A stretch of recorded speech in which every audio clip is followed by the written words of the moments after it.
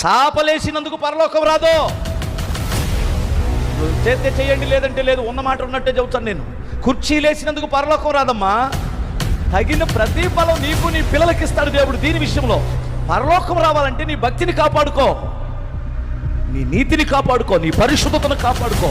నువ్వు చేసిందల్లా ఎదవ పనులన్నీ చేసి ఇక్కడికి వచ్చి కుర్చీలేస్తే, ఎదవ పనులను చేసి పరిచర్య చేస్తే, పరలోకం ఇచ్చేస్తే పరలోకం అందరూ దరిద్రులు ఉండరు. అర్థమవుతుందా? సెకండరీ నీ పరిచర్య, ఫస్ట్ నీ భక్తి, ఫస్ట్ నీ భక్తి. నేను వాక్యం ఎవడైనా చెప్తాడో, వాక్యం చెప్పిన వాళ్ళందరూ భక్తులు అనుకుంటున్నారా? నీకు అర్థం? వాక్యం చెప్పిన వాళ్ళ భక్తుడు కాదు. ఇతర భార్యలోడు చెబుతున్నాడు వాక్యం, వ్యభిచరించాడు వాక్యం చెబుతున్నాడు, లంచాలు తీసుకునేవాడు వాక్యం చెబుతున్నాడు. నాకంటే బాగా నేనేం చెప్పగలను వారి ముందు?